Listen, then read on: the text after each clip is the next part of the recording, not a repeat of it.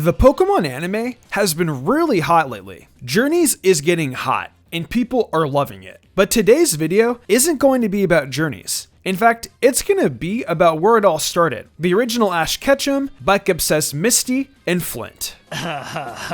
Is the original anime worth watching though? Let's find out. I have no specific points I'll be going over. I will just talk about everything that I like or dislike about it. So kick back and relax as I talk about my childhood.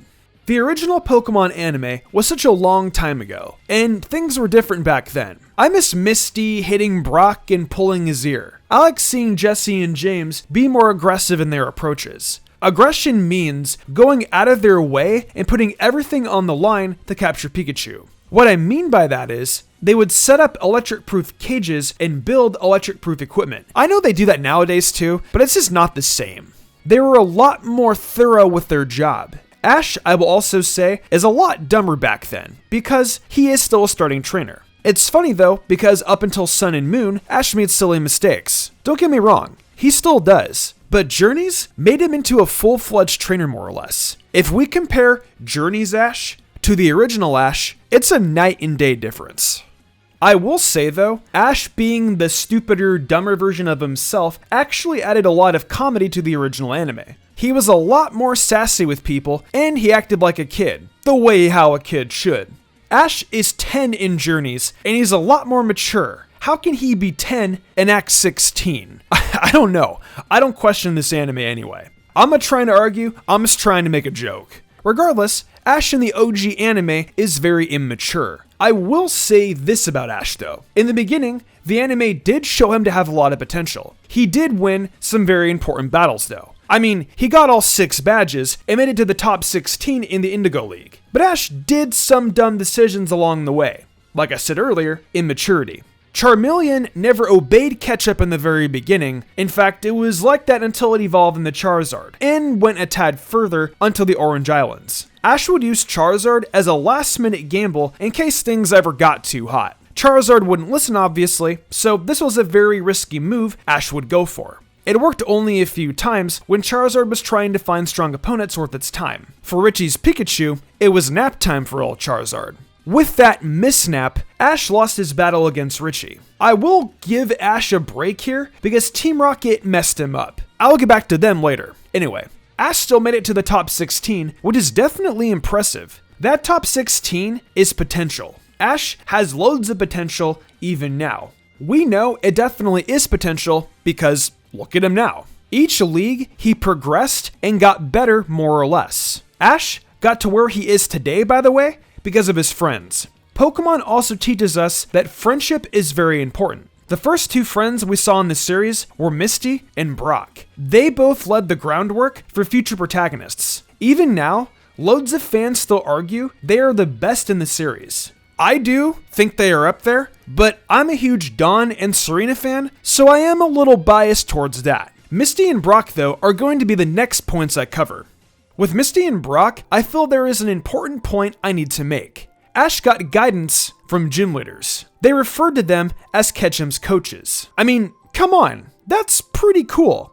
Ash had 2 very good companions with him that just believed in him. They gave him good advice where it counted, and overall, the 3 of them just really cared for each other. They also had the same outlook when it came to training Pokemon. When you get to a point where Ash's Pokemon would obey Misty or Brock, that takes some love to be able to do that. It's actually one of the most underestimated points I see a lot of people not appreciating and understanding enough. With that sentiment, the bond Ash had with Misty and Brock was just so wholesome. They have definitely left their footprints on the series, and I can tell you, they won't disappear, ever.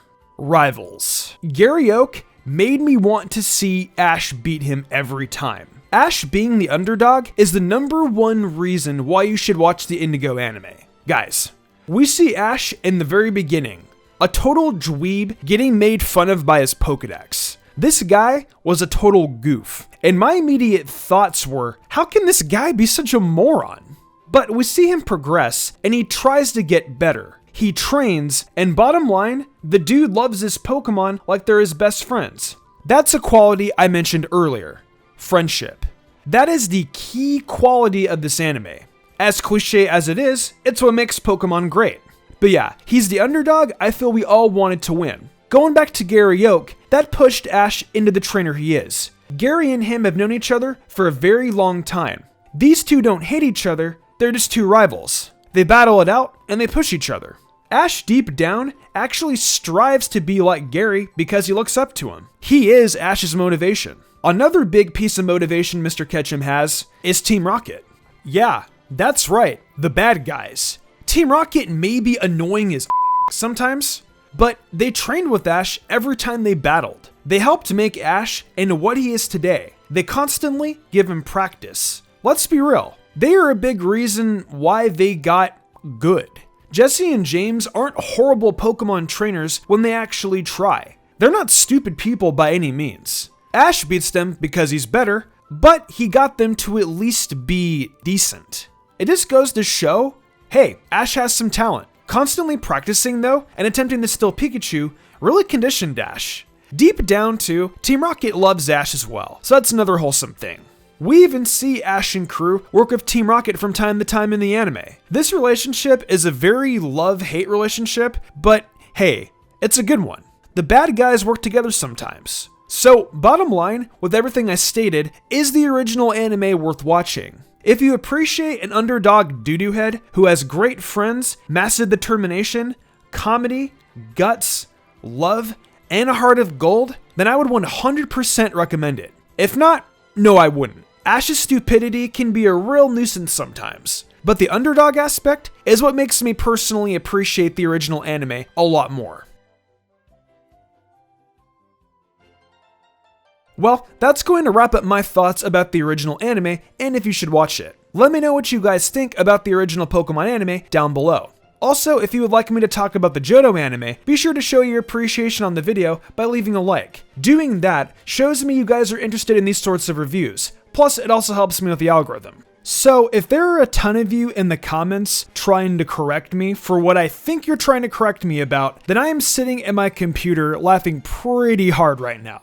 I left a joke in there that some of you may or may not catch. I'm not going to let you know what the joke is, but if you are clever enough to figure it out, I may or may not pin your comment. So for those of you guys that are good at finding hidden messages in videos, let's see if you can. And because this is YouTube, I know a lot of you are probably not going to make it this far. So do me a favor, if you did make it this far, type Joke Squad in the comment section. Let's see who can actually figure out this joke. Either way, you guys are awesome. And with that said, I will see you guys next time. Definitely expect more Pokemon anime content coming your way, as I enjoy making this kind of content a lot. So with that said, thank you to everyone for watching the video. Huge thanks to my phenomenal team and the amazing art done each week by Danny the Demon. I couldn't do all this without them. If you all enjoyed the video and want to see more content like this, be sure to leave a like, subscribe, and hit that notification bell. Be sure to leave a comment too, as it really helps us out. I also do other content on my Twitch, where I stream Genshin Impact, Mystic Zora, where I do Pokemon Let's Plays and other gaming content, and of course MysticSage, where I do all anime content.